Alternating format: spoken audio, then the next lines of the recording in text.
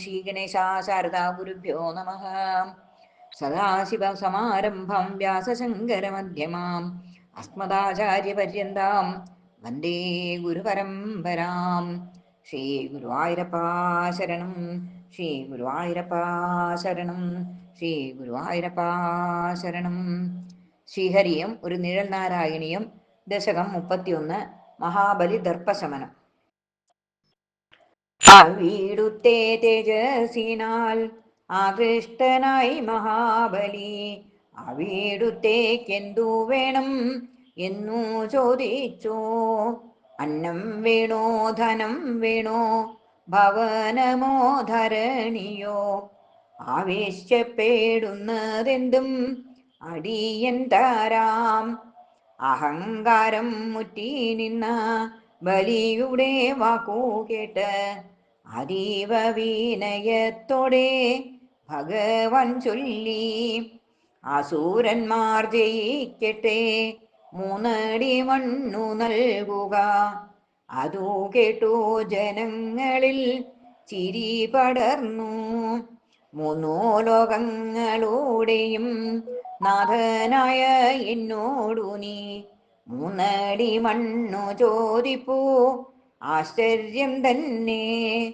മഹാബലി തൻ്റെ ഉള്ളിൽ അഹങ്കാരം തിരതള്ളി മനസ്സിൽ ചിരിച്ചു മെല്ലെ വാമനവേഷം.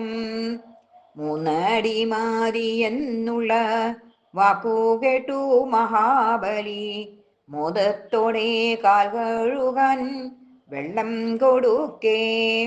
മഹാമുനി ശുക്രാചാര്യർ ബലിയെ തടഞ്ഞു ചൊല്ലി, മഹാഹരിയാണിതെന്ന് അറിയുക രാജൻ.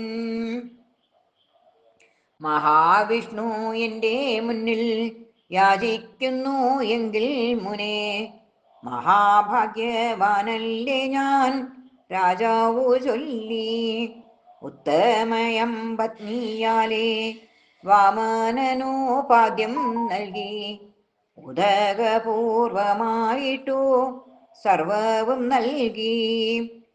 സർവസ്വദാനം ചെയ്തോരാ മഹാബലി തൻ്റെ മേലെ, സർവദേവജനങ്ങളോ പൂമഴ പെയ്തു.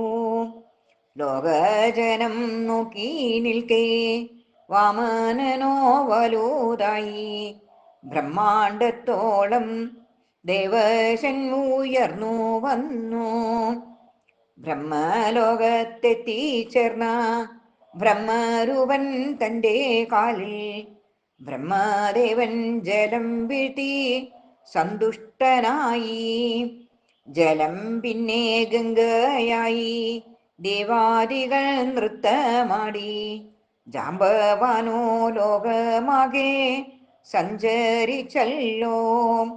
അസൂരന്മാർ അവിടുത്തെ കിങ്കരോടങ്ങേറ്റുമുട്ടി പരാജിതരായി. അപ്പോൾ ബലി പറഞ്ഞു, പണ്ടു നമ്മൾ വിജയിച്ചു ഭഗവാന്റെ വരത്താലെ. യുദ്ധം നിർത്തു ഭഗവാന്റെ അഭീഷ്ടം പോലെ. ഗരുഡനാൽ ബന്ധിതനാം ബലിയോടു ഭഗവാനും 3ാമത്തെ അടിക്കായി ചോദിച്ച നേരം, തൃക്കാലടി വയ്ക്കാനായി തല താഴ്ത്തി മഹാബലി തൃപാദത്തിൽ സ്തുതി ചെയ്തു ഭക്തപ്രഹ്ലാദൻ. സർവസിദ്ധി കൈവരട്ടെ, അഹങ്കാരം നശിക്കട്ടെ, ഇന്ദ്രസ്ഥാനം ലഭിക്കട്ടെ, മത്സായുജ്യവും.